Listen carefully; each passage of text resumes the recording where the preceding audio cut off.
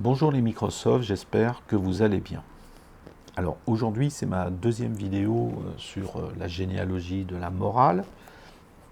J'avais déjà fait une première vidéo consacrée au premier traité, aux premières dissertations selon les traductions. Et donc aujourd'hui je vais vous parler du deuxième et du troisième traité. C'était consacré à la morale des maîtres et la morale des esclaves. La morale des esclaves étant un renversement des valeurs par rapport à la morale des maîtres, et un changement de classification, puisqu'on passe d'une classification de bon mauvais à une classification bon méchant. Et c'est aussi l'apparition de la caste sacerdotale dont on va reparler aujourd'hui.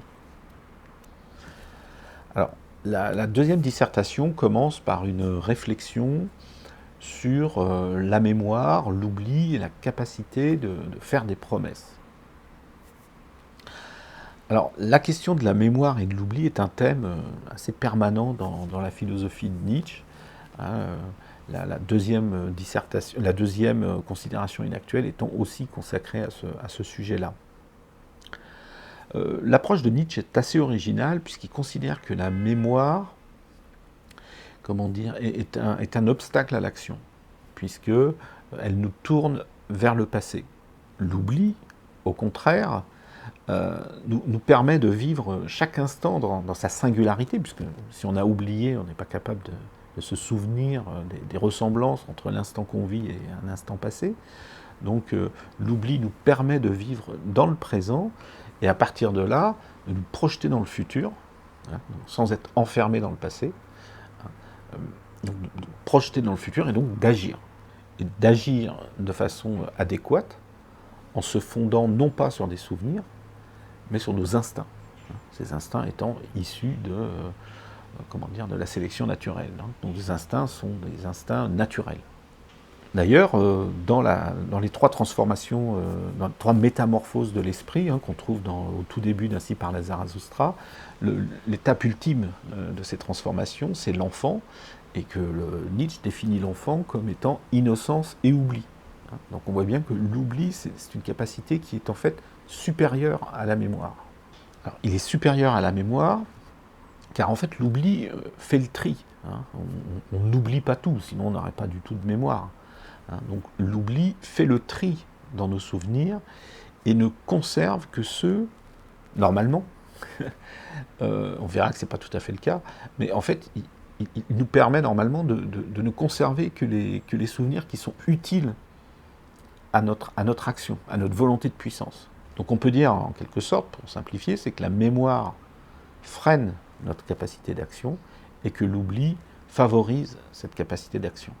Mais alors on peut se demander pourquoi la nature nous a dotés de cette capacité de mémorisation si on pense qu'elle est hostile, si elle est négative par rapport à notre capacité d'action. Alors ça, Nietzsche l'explique dès le début de cette première dissertation, de cette seconde dissertation, enfin cette deuxième dissertation, excusez-moi, puisqu'il y en a une troisième. Et là, Nietzsche dit « Élever et discipliner un animal qui puisse faire des promesses, n'est-ce pas là la tâche paradoxale que la nature s'est proposée vis-à-vis de l'homme? N'est-ce pas là le véritable problème de l'homme ?» Alors, une petite remarque par rapport à cette introduction de la deuxième dissertation, c'est que Nietzsche personnifie la nature. Bon, c'est assez contestable, mais enfin bon, on peut considérer que c'est un procédé littéraire, on ne va pas s'attarder sur ce point-là. Donc on voit que pour Nietzsche, ce qui est premier, c'est la capacité à faire des promesses. Et que ensuite, donc, la mémoire va être au service de cette capacité-là. Bon, ça aussi, en fait, j'ai envie de dire, c'est contestable. Nietzsche apporte dans cette deuxième dissertation très très peu d'éléments pour soutenir sa thèse. On avait vu la première dissertation, il se servait de l'étymologie et de la philologie pour soutenir sa thèse sur la morale. Là, non. Donc, on peut quand même se demander qu'est-ce qui est premier, est-ce que c'est la mémoire ou la capacité à faire des promesses. Bon, moi je vais partir du fait que c'est deux capacités jumelles et que l'une est au service de l'autre. Donc l'homme, selon Nietzsche, et c'est ce qui le différencie des autres animaux, c'est une thèse assez originale hein, de la part de Nietzsche, donc l'homme est cet animal qui est capable de faire des promesses. Et là, Nietzsche en tire une première conclusion, c'est que pour pouvoir faire des promesses, il faut être prévisible. C'est-à-dire que nous devons nous-mêmes être capables d'anticiper notre comportement futur. Sinon, on ne serait pas capable de faire des promesses. Si on n'est pas capable de se dire, bah oui, demain ou dans une semaine ou dans un mois, je serai comme ça. Donc il faut être suffisamment régulier pour être prévisible. Et de même, la nature elle-même doit être prévisible. Hein, notre environnement. Parce que si on est dans un environnement totalement chaotique, ben on ne peut pas faire de promesses. Même si nous sommes réguliers, si l'environnement est totalement chaotique, il est impossible de faire une prévision quelconque ou une anticipation quelconque. Juste un petit point, c'est que donc on voit là, on peut y voir une référence à l'apollinien dionysiaque, hein, dont nous avons parlé dans une autre vidéo, hein, dans la naissance de la tragédie. C'est-à-dire que dans le monde, il y a des forces, et dans le monde et dans nous-mêmes donc, hein, parce que nous faisons partie du monde, il y a des forces apolliniennes qui structurent le monde, donc qui le rendent prévisible.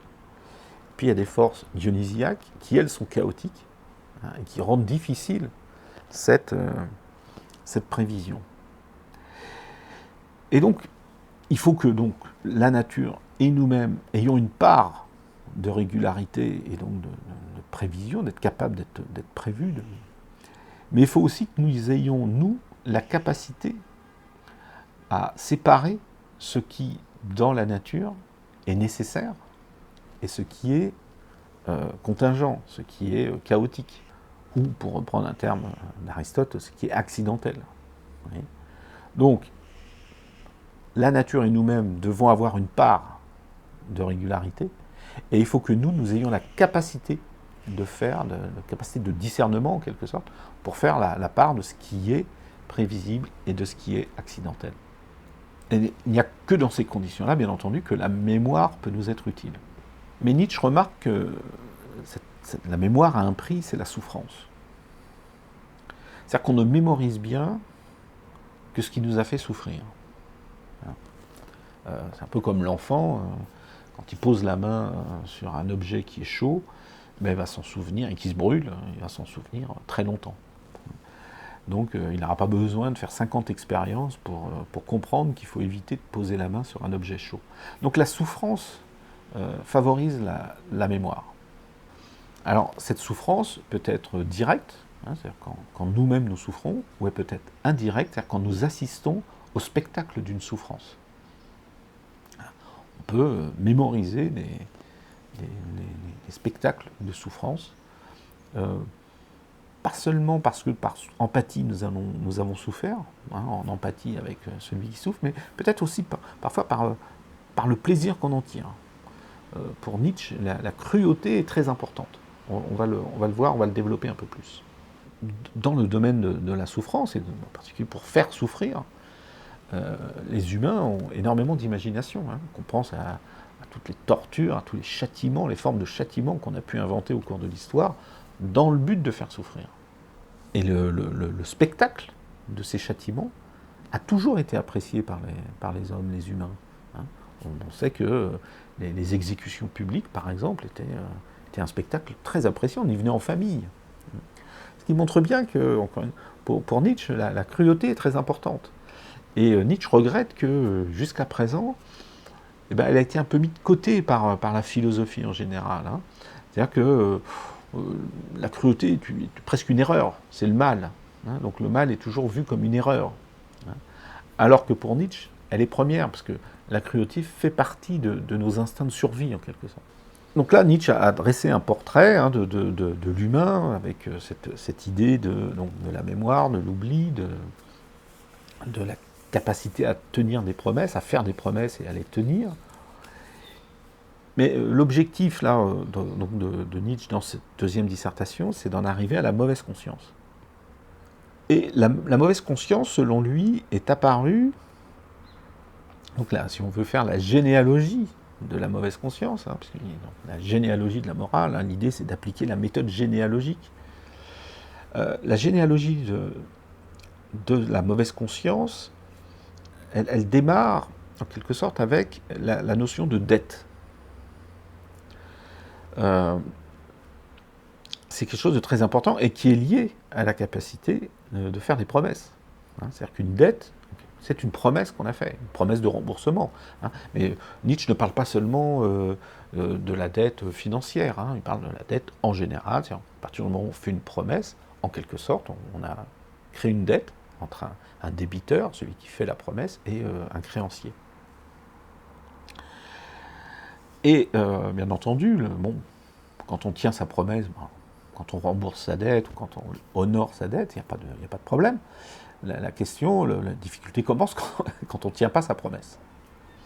Quand on est dans l'incapacité de tenir sa promesse. Alors des fois, on trouve des moyens un peu détournés de rembourser sa dette, par exemple dans l'Antiquité, mais on a vu ça dans beaucoup de civilisations.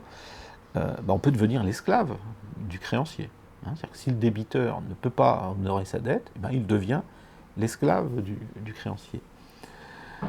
Ou il donne un de ses enfants. Enfin, il y a des tas de systèmes comme ça qui ont été inventés pour essayer de rembourser la dette. Mais quand vraiment on ne peut pas faire ça,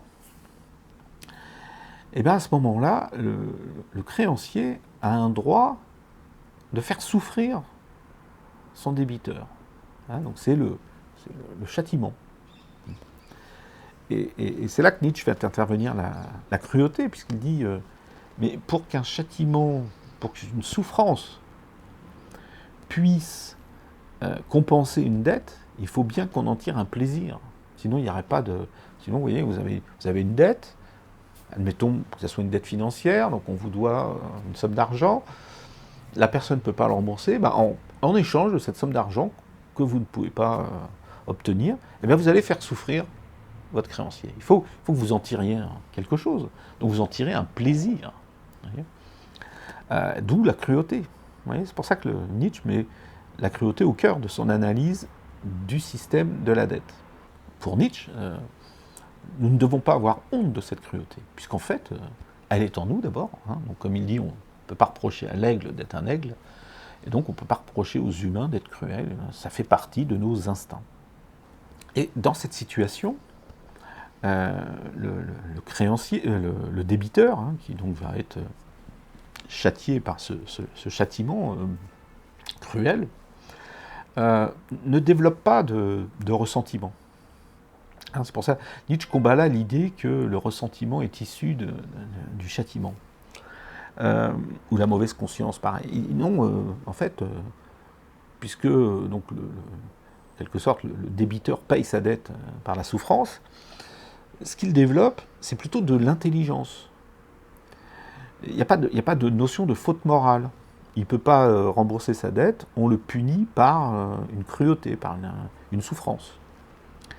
Et donc lui, ça va aiguiser son intelligence, puisqu'il va se dire la prochaine fois, il ne faudra pas que je me fasse prendre. Il faudra que je réussisse, ou que je ne me fasse pas prendre, etc. Mais je vais vouloir éviter ce châtiment. Donc ça va développer son intelligence. Ça ne va pas du tout développer ni le ressentiment, ni une mauvaise conscience. Ça ne suffit pas. Ce châtiment cruel ne suffit pas à expliquer l'apparition du ressentiment et de la mauvaise conscience pour Nietzsche. Donc il faut continuer l'analyse pour essayer de comprendre d'où vient la mauvaise conscience. Alors, pour lui, il continue son analyse et il considère que les groupes humains s'agrandissent, ils deviennent les communautés, s'agrandissent, ça devient un peu en quelque sorte des cités. Et la cité a quelque chose de particulier, c'est que dans une cité, la cité apporte la sécurité et la paix. À l'intérieur d'une cité, on se sent en sécurité, puisqu'il y a des lois internes, et justement, on est aussi en paix, puisque la cité est puissante et qu'elle a une armée. Mais comme je l'ai dit, la contrepartie de cette sécurité et de cette paix, c'est qu'il y a des règles à respecter. Des règles, des lois, puis aussi, ça peut être aussi la participation justement à la défense de la cité quand c'est nécessaire. Donc, tous les membres d'une cité ont une dette envers la cité, puisque la cité leur apporte quelque chose. Elle leur apporte la sécurité et la paix, en échange du respect des règles. Si vous ne respectez pas les règles, c'est comme si vous ne remboursiez pas votre dette. Et donc là, la cité doit réparer ce non-respect des règles. Et donc elle va récupérer le système de châtiment, de châtiment cruel, qui était né de la notion de dette auparavant, qui existait avant même l'existence de la cité, et avant cette idée de justice, c'est-à-dire de règles, non-respect des règles et punition. Nietzsche fait donc la différence, là c'est un petit peu, je vous renvoie au livre sur la différence qu'il y a entre l'origine d'un mécanisme et le but de ce mécanisme. Bon. Mais donc ce qui est important de comprendre, c'est que donc, la cité récupère ce mécanisme du châtiment pour l'appliquer au non-respect des règles, des lois. Donc dans une cité, on ne fait plus ce qu'on veut. Vous voyez, on n'est plus dans un état de nature, on va dire, où s'expriment librement nos instincts.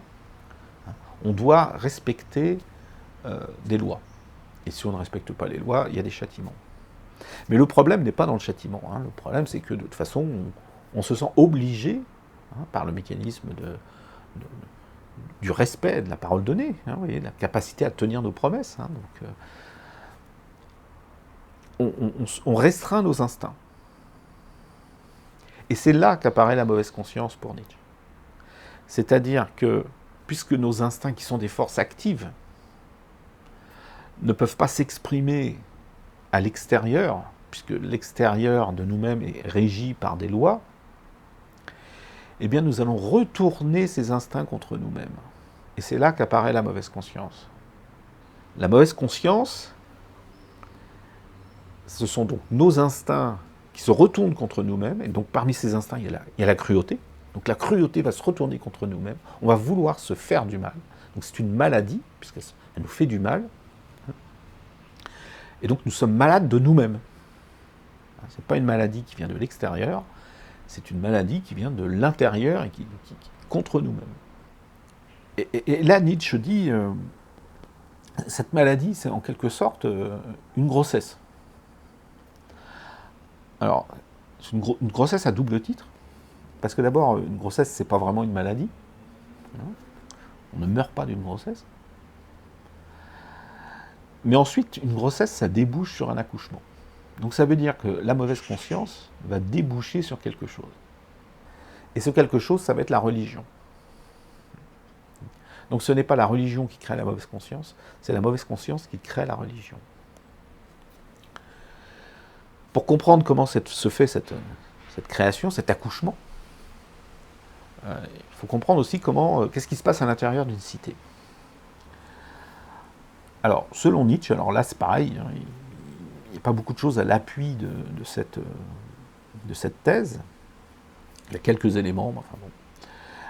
C'est que la cité se sent redevable des anciens, des ancêtres, puisque ce sont eux qui ont créé la cité, qui lui ont permis de se développer, d'avoir des règles, ce sont eux qui ont créé les règles, etc. Donc les anciens sont les fondateurs, les créateurs de la cité.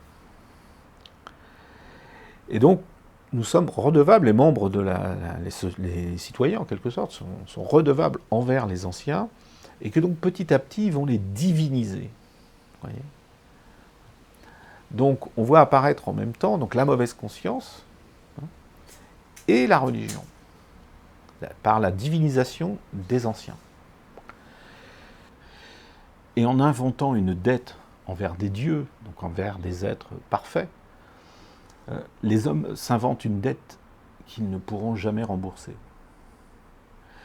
Donc là, bien entendu, Nietzsche se dit, mais quelle bête complètement folle que l'homme, qui va, par cruauté, encore une fois, envers lui-même, donc vous voyez, par la mauvaise conscience, s'inventer des dettes qu'il ne pourra jamais rembourser. Donc, Nietzsche établit un parallèle, hein, presque une identité, entre l'idée de Dieu et l'idée d'idéal. Dans les deux cas, il y a une idée de perfection, il y a une idée de vérité, et dans les deux cas, on cherche à atteindre quelque chose qui est impossible à atteindre. Et pourquoi c'est impossible à atteindre? Parce que dans les deux cas, il y a une ignorance, mais dans le sens d'ignorer quelque chose, de ne pas le regarder, de la réalité. C'est-à-dire que ce soit dans l'idée de Dieu ou dans l'idée d'idéal, on ne se fonde pas sur la réalité, comme on peut le faire à travers la connaissance. Nietzsche est très attaché à cette notion de connaissance, qui est une recherche de la compréhension du réel, du monde qui nous entoure. Mais non, dans le cas des idéaux ou de Dieu, on se base uniquement sur des idées, notre imagination en quelque sorte. Donc tout Dieu ou tout idéal est un ennemi de la vie. Ce qui est important pour Nietzsche dans la réalité, c'est pas la mécanique qui fait tourner les astres autour du soleil ou des choses. Non, ce qui est important, c'est la vie. Donc, en se coupant de la réalité, on se coupe surtout de la vie. Et donc, par extension, on va le voir, les idéaux ascétiques sont des idéaux qui nient la vie, qui la refusent, qui la méprisent même. Donc, pour se débarrasser de ces idéaux, et donc de la mauvaise conscience, eh bien, il faut retrouver nos instincts animaux, il faut retrouver le goût du combat, le goût de la victoire, le goût des plaisirs corporels, etc. Enfin, vous voyez, tout ce qui nous rattache à la matérialité de nos corps, de notre existence. Donc c'est pour Nietzsche la seule façon de se détacher des idéaux et de tout ce qui va avec, la mauvaise conscience, le ressentiment, etc. Donc ça, c'est la deuxième dissertation. Juste un petit point, il termine donc cette deuxième dissertation par justement une idée, donc ce qu'on appelle, donc, puisqu'il faut se détacher des idéaux et de l'idée de Dieu, ben, on pourrait dire c'est l'athéisme. Mais l'athéisme, en niant Dieu, prétend aussi établir une vérité. Donc, l'athéisme est aussi, en quelque sorte, une sorte d'idéal que donc Nietzsche dit, en fait, c'est la forme un peu ultime il parle du christianisme, enfin, vous voyez, de la religion, parce qu'en fait, on établit une autre vérité. Bon. Il y a toujours chez Nietzsche, il faut toujours dire attention, hein, c'est pas si facile que ça.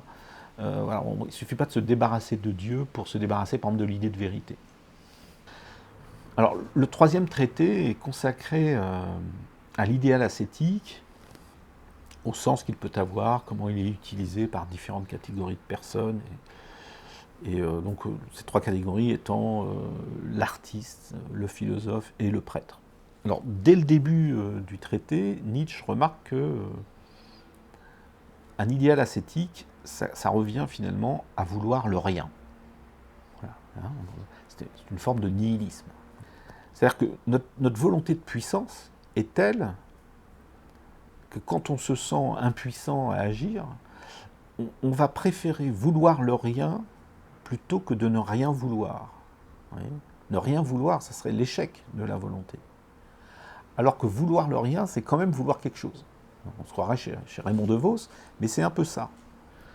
C'est-à-dire que l'idéal ascétique est un idéal de privation, mais ça reste l'expression d'une force, d'une volonté de puissance, puisque c'est malgré tout vouloir quelque chose. Même si ce quelque chose, c'est le rien ou c'est une privation. Alors, quand il étudie le sens de l'idéal ascétique chez les artistes, Nietzsche fait des longs développements sur Wagner, avec des digressions vers Luther, etc. Donc je vous laisse le découvrir dans le livre, hein, sinon la vidéo serait beaucoup trop longue. Et moi je vais m'intéresser à ce que Nietzsche dit de l'idéal ascétique chez Kant. Alors Nietzsche a une relation particulière avec Kant, c'est un philosophe avec lequel il aime bien ne pas être d'accord. Il faut savoir qu'il le connaissait plutôt bien, puisque quand il voulait devenir professeur de philosophie, il voulait consacrer sa thèse à Kant. Ce que Nietzsche va reprocher à Kant, c'est que quand Kant parle de l'art, il va parler essentiellement du beau. Or, pour Nietzsche, un artiste ne cherche pas à créer du beau. Un artiste, et là, encore une fois, on peut se référer à la naissance de la tragédie, un artiste, c'est quelqu'un qui est le siège de force, hein, de force active, de force réactive, de force apollinienne, dionysiaque, et ces forces interprètent le monde, hein, et c'est donc l'expression de ces forces qui vont déboucher sur la création d'une œuvre d'art. Donc l'art, pour Nietzsche, c'est essentiellement l'activité de l'artiste. Kant, lui, s'intéresse au beau. Et là, Nietzsche dit, à travers le beau, Kant introduit le spectateur dans la question de l'art. Et donc le spectateur se demande si quelque chose est beau ou n'est pas beau. Donc ce qui nous intéresse, c'est plus la création artistique, c'est le jugement artistique, le jugement esthétique. Et Kant dit que le beau doit être désintéressé et universel. Alors là, pour Nietzsche, c'est vraiment la catastrophe, quoi. Puisque, pourquoi devrait-il être désintéressé? Si on prend des exemples, quand Picasso peint Guernica, est-ce qu'il est désintéressé? Il n'est pas du tout désintéressé, il est totalement impliqué dans son œuvre. Oui. Ni Kant ni Nietzsche ne connaissaient Picasso, mais l'exemple montre bien pourquoi Nietzsche ne comprend pas pourquoi le beau devrait être désintéressé. Puis universel, c'est la même chose. Quand un artiste crée une œuvre, il n'est pas universel, au contraire, il est lui-même. Donc, l'œuvre d'art est forcément singulière, donc pas universelle, et puis avec issue alors, l'intérêt, bien entendu, c'est pas forcément l'intérêt financier, hein, mais c'est l'implication de l'artiste. Et donc, en définissant le beau comme étant universel et désintéressé, en quelque sorte, bien entendu, on est face à un idéal ascétique, puisque c'est impossible, encore une fois. Il faudrait dépouiller le travail artistique de tout ce qui constitue le travail artistique, de cette implication de l'artiste, de ce côté presque violemment créateur, animal. Il y a un côté animal dans la création artistique, selon Nietzsche. Ce sont les forces qui sont dans l'artiste qui vont créer l'œuvre. Et Nietzsche en profite un peu pour se moquer de Kant, puisque celui-ci prétend qu'on doit avoir un jugement, le spectateur lui aussi doit être désintéressé. Vous voyez, il doit être, il doit être capable de regarder des statues de femmes nues sans émotion érotique. Vous voyez. Et là aussi, pour Nietzsche, il n'y a pas de raison de rechercher ça. On doit être en permanence ce que nous sommes. Vous voyez. Donc encore une fois, il faudrait se priver, se dépouiller de nos instincts animaux quand on observe une œuvre artistique. Et là, on est exactement dans l'idéal ascétique, hein, qui consiste à mettre en sourdine nos instincts animaux. Hein. On avait vu que c'est ce que nous demande la société. Hein. La société nous demande de respecter des lois et non plus d'être des animaux sauvages, en quelque sorte. Hein. Et donc, à travers cet exemple de la beauté chez Kant, Nietzsche généralise et constate que souvent, les philosophes sont hostiles à la sensualité. On pense par exemple à Platon qui pensait que l'âme était prisonnière dans le corps. Vous voyez, donc le corps étant le siège de la sensualité, alors que l'âme étant ce qui nous permet d'accéder au monde intelligible. Donc les philosophes ont ou la séparation du corps et de l'esprit chez Descartes, etc. Enfin bon, les philosophes sont souvent hostiles à la sensualité, alors que pour Nietzsche, au contraire, nous devons valoriser la sensualité. Et il remarque d'ailleurs que beaucoup de philosophes, et il cite alors, Héraclite, Héraclite, Platon, Descartes, Kant, Leibniz, sont souvent des célibataires, qui se sont éloignés de cette activité à la fois sensuelle, corporelle, parce que bon, bien entendu, être en couple, c'est avoir à gérer une vie de famille, etc. Les philosophes, eux, sont un peu comme ce que déjà Aristophane se moquait de Socrate en le mettant dans une nacelle au-dessus de la cité, comme ça, dans les nuées. Et d'ailleurs, les philosophes se comportent souvent, ils vivent dans une certaine pauvreté, c'est pas tout à fait vrai pour tous les philosophes, mais bon, c'est pas grave, avec humilité, chasteté, comme on l'a vu, ils s'éloignent du mariage, etc. Et ça, ce sont des attributs des prêtres. Donc en fait, les philosophes se sont souvent comportés comme des prêtres. Alors prêtres au sens large, ça peut être des sorciers, des chamans, enfin tout ce que vous voulez. Donc les philosophes ont emprunté cette posture, donc encore une fois, ascétique, de méditation et de détachement du corps et de l'esprit. Tout ça, ils l'ont emprunté aux prêtres. Et donc ça nous amène à nous demander quel est le sens de l'idéal ascétique chez les prêtres. Encore une fois, prêtre au sens large, puisqu'on a vu que le prêtre est le représentant d'une religion, mais que pour Nietzsche, l'idéal ascétique, c'était aussi justement un idéal. Donc c'est un peu tous les idéaux. Alors pour comprendre l'importance du prêtre, il faut revenir à l'homme atteint de la mauvaise conscience.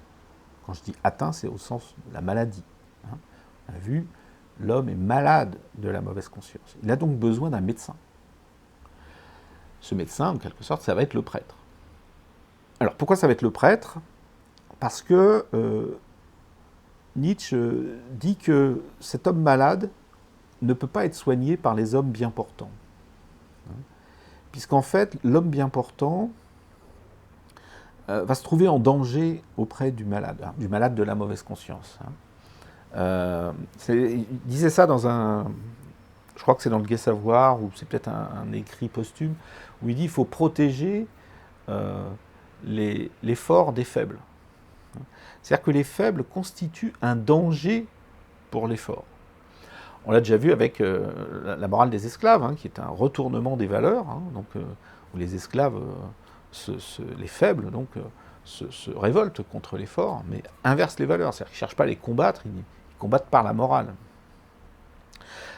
Donc les forts sont en danger auprès des faibles, puisque ceux-ci vont vouloir se venger.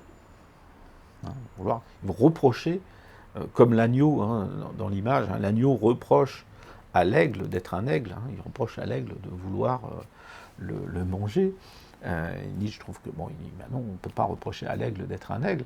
Donc les faibles vont reprocher, les malades vont reprocher aux bien portants d'être bien portants.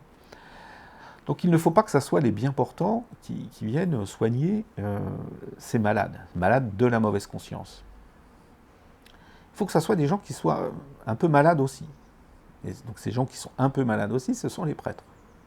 Alors quand je dis un peu malades, parce que il ne faut pas qu'ils soient trop malades, parce que sinon ils n'auront pas la force on va voir, de soigner, je mets les guillemets, ces malades de la mauvaise conscience. Il faut qu'ils soient malades eux-mêmes, pour ne pas être en danger, mais pas trop pour pouvoir maîtriser la situation. Et en fait, les prêtres ne vont pas vraiment chercher à guérir ces malades de la mauvaise conscience, alors pour des raisons, parce qu'eux-mêmes sont malades, donc parce qu'eux-mêmes croient dans les idéaux ascétiques. En étant malade, on va croire dans les idéaux ascétiques. parce que peut-être ils pensent que ces malades n'ont pas la force de vaincre la mauvaise conscience et le ressentiment. Et puis peut-être aussi tout simplement parce que s'il n'y a plus de malades, il n'y a plus de prêtres. Donc c'est une mesure, un intérêt bien compris. Donc ils ne vont pas chercher à les guérir, ils vont juste chercher à les consoler. Et ça sert à ça l'idéal ascétique, puisque dans l'idéal ascétique, il y a quand même la notion d'idéal. C'est-à-dire, on va dire aux faibles, on va leur vendre un idéal, qui n'est pas un idéal de force, c'est un idéal de faiblesse. On va leur dire en quelque sorte, c'est un peu comme dans les évangiles, on dit heureux les simples d'esprit. Donc vous êtes simples d'esprit, ben voilà, c'est vous les heureux. C'est vous les bienheureux, comme on dit dans les évangiles. Donc, dans l'idéal ascétique, il y a une valorisation de la faiblesse. Donc, il console le faible. À ce moment-là, le malade se dit je ne suis pas malade. Là, encore une fois, il y a une inversion des valeurs. Vous voyez, je ne suis pas malade, en fait. C'est moi qui suis le bienheureux. C'est moi qui suis proche de l'idéal ascétique. Donc le prêtre va proposer des sortes de remèdes, mais qui ne sont pas des remèdes pour guérir, mais pour consoler. Et ces remèdes sont, en fait, puisque le prêtre propose un idéal ascétique, il va proposer des remèdes ascétiques. Donc des privations, de la chasteté, des jeûnes, parfois même des comportements ou qui provoquent de la souffrance, comme le silice ou des choses comme ça, vous voyez. On a vu les gens qui se fouettaient, enfin vous voyez, de tas de sortes de choses qui vont en fait enfoncer le malade dans sa maladie, en lui faisant croire qu'il va se rapprocher de cet idéal ascétique. Une fois, il ne faut pas l'oublier, l'idéal ascétique est un idéal. Donc on va chercher à s'en rapprocher. Et comme il est ascétique, on ne peut s'en rapprocher que par des privations diverses. Et le prêtre a une autre fonction, c'est que, bien entendu, le malade qui souffre de sa mauvaise conscience va chercher une cause à sa mauvaise conscience, à sa maladie plutôt, à sa souffrance. Puisqu'il souffre, il doit bien y avoir quelqu'un qui le fait souffrir. Alors à l'origine, il va chercher la cause de cette souffrance à l'extérieur. Mais le prêtre, pour bien enfermer le malade dans sa maladie, va lui dire non, la cause de cette souffrance, c'est pas l'extérieur, c'est toi. Donc là, on voit bien encore une fois le mécanisme, le prêtre exploite le mécanisme de la mauvaise conscience, qui est cet instinct de cruauté retourné contre soi-même, et il va dire au malade, le responsable de ta souffrance, c'est toi-même. Donc le prêtre n'a pas lutté contre le ressentiment, il n'a pas supprimé le ressentiment, il a juste changé sa direction. Le ressentiment était dirigé vers l'extérieur, il va maintenant diriger vers l'intérieur par la notion, par exemple, de péché. C'est-à-dire que si tu souffres, c'est parce que tu as péché. Donc on voit que par rapport à tout à l'heure, je disais, est-ce que le prêtre est un médecin ? Ben non, le prêtre ne cherche pas vraiment à guérir son malade, à soigner son malade, il cherche juste à le consoler. Et en fait, en plus, le pire, c'est qu'il l'enferme dans sa maladie à travers des idéaux ascétiques qui empêchent le développement des forces vitales. Puisqu'en fait, on lui dit de jeûner, d'avoir une abstinence sexuelle, etc. Toutes ces activités sont plutôt des manifestations de l'énergie vitale. Donc, on voit bien que le prêtre est un médecin qui tue son malade peu à peu. Et comme c'est un idéal, bien entendu, de temps en temps, ces remèdes, ces recommandations s'accompagnent d'élan de ferveur. Vous voyez, on connaît ça dans les religions, où il y a une grande ferveur, mais en faveur d'idéaux ascétiques. Et là, Nietzsche remarque que ces manifestations de ferveur vers des privations ou d'autres n'existent pas que dans les religions. Il prend l'exemple des mouvements politiques qui glorifient la mort, et qui disent « viva la muerte », oui. Vive la mort. Voilà. Et donc, encore une fois, il est important de comprendre que tout ce que Nietzsche explique sur la religion s'applique à d'autres activités fondées sur l'idéal et la vérité. D'ailleurs, à propos de vérité, et là on approche de la fin, Nietzsche consacre plusieurs textes sur la question de la science, et donc de l'idéal ascétique dans la science. Alors, c'est toujours un point un peu ambigu chez Nietzsche. Il est parfois assez critique envers la science, alors qu'il se réclame lui-même de la connaissance. Or, aujourd'hui, on considère que la science, c'est ce qui construit les connaissances. Je pense que pour comprendre ça, il faut l'associer au... Je pense que Nietzsche associe la science au scientisme, qui était un mouvement qui voulait tout régler dans la société à travers la science, et qui, en quelque sorte, prétendait que la science avait la vérité. Et donc, à partir du moment où on prétend avoir la vérité, pour Nietzsche, on est plutôt dans le domaine de la religion et donc justement des idéaux ascétiques. Donc Nietzsche détecte des idéaux ascétiques chez les scientifiques. D'ailleurs, très souvent, en effet, on présente les scientifiques comme des sortes de prêtres. C'est-à-dire des gens qui sont désintéressés, consacrés entièrement à la science et donc qui délaissent tous les plaisirs humains, etc., pour en effet être au service de la vérité. Donc, ce qui sont des manifestations d'idéaux ascétiques. Donc, Nietzsche nous invite à faire attention. La connaissance, c'est très bien, rechercher la connaissance, chercher à comprendre le monde, etc., c'est très bien, mais ça ne doit pas nous couper de la vie. Alors, Nietzsche, à ce moment-là, se demande, mais alors, qui sont les vrais ennemis de cette notion de religion, d'idéaux ascétiques, etc. Alors je vais vous lire le passage, c'est intéressant des fois de revenir au texte même. Donc l'idéal ascétique, même dans les plus hautes sphères de l'intelligence, n'a pour l'instant qu'une seule espèce d'ennemi vraiment nuisible. Ce sont les comédiens de cet idéal, car ils éveillent la défiance. Alors les comédiens de l'idéal ascétique, ceux qui font semblant en fait, mais on va voir que partout ailleurs, dès que l'esprit est à l'œuvre avec sérieux, énergie et probité, souvenez-vous de l'importance de la probité, j'avais fait une vidéo sur Nietzsche, de la vérité à la probité, il se passe absolument d'idéal. L'expression populaire de cette abstinence est athéisme. Et là, Nietzsche précise, à cela près qu'il veut la vérité. Mais cette volonté, ce reste d'idéal, est, si l'on veut m'en croire, cet idéal ascétique, même sous sa forme la plus sévère, la plus spiritualisée, la plus purement ésotérique, la plus dépouillée de toute enveloppe extérieure. Elle est par conséquent moins un reste que le noyau solide de cet idéal. L'athéisme absolu, loyal, n'est donc pas en opposition avec cet idéal, comme il semble au premier abord, il est au contraire une phase dernière de son évolution, une de ses formes finales, une de ses conséquences internes. Bon, je ne vais pas tout lire, mais vous voyez, c'est très intéressant parce qu'on trouve souvent ça chez Nietzsche.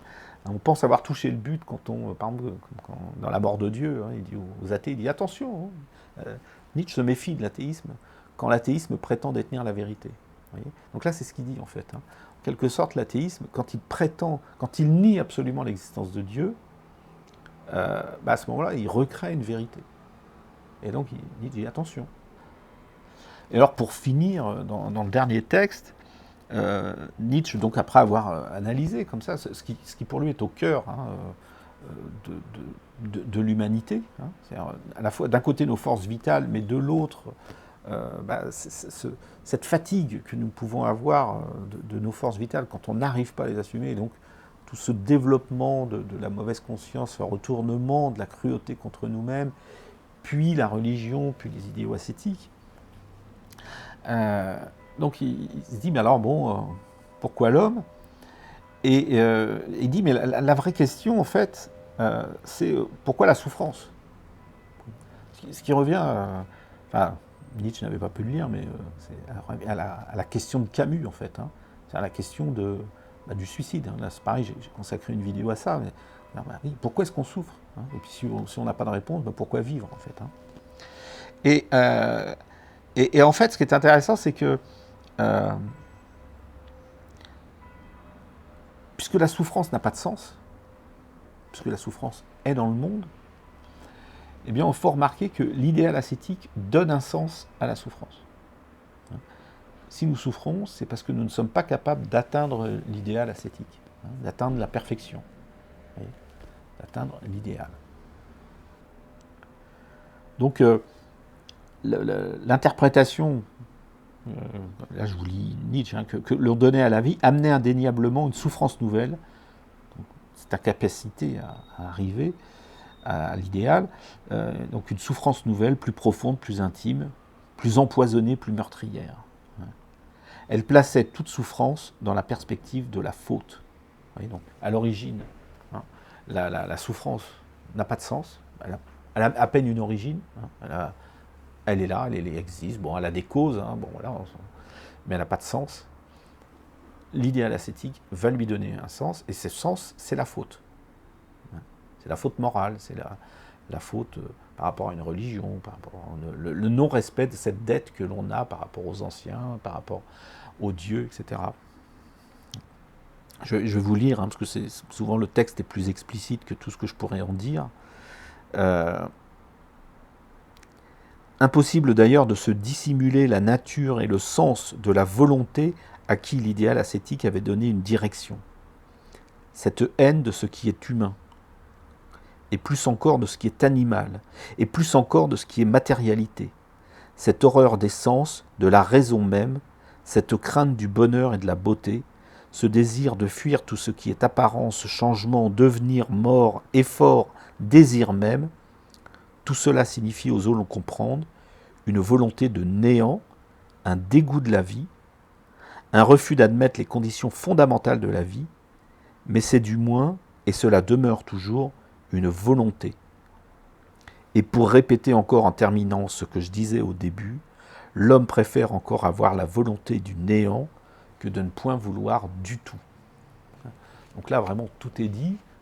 C'est-à-dire que quand l'homme n'arrive pas à assumer sa vie, il va se mettre à détester tout ce qui est la vie, tout ce qui est le réel, tout ce qui est même, donc il le dit, le matériel, etc. Et malgré tout, ça reste une volonté. C'est-à-dire que même quand on veut le vide, on préfère quand même vouloir le néant que de rien vouloir du tout. Donc voilà. Donc nous sommes arrivés au terme de cette vidéo. J'espère qu'elle vous a plu, qu'elle vous a intéressé, qu'elle vous a appris quelque chose. Donc, en termes de bibliographie, le mieux c'est bien sûr de se référer au texte. Alors moi j'ai pris cette édition, comme je vous le disais la dernière fois, je la trouve pas mal. C'est chez Nathan, il y en a d'autres. Celle-là a un appareil critique que je trouve assez bien fait, mais bon, il y en a plein. Voilà, je vous mettrai un lien dans la description.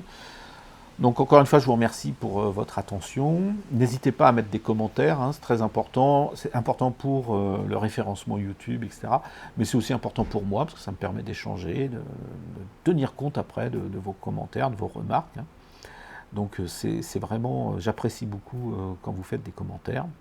N'oubliez pas non plus, ça c'est aussi important, de mettre un petit pouce bleu pour dire que vous avez aimé la vidéo, et YouTube en tient compte. De vous abonner à la chaîne pour être tenu au courant de mes prochaines parutions. Voilà, donc je vous remercie encore et je vous dis à très bientôt pour une nouvelle vidéo.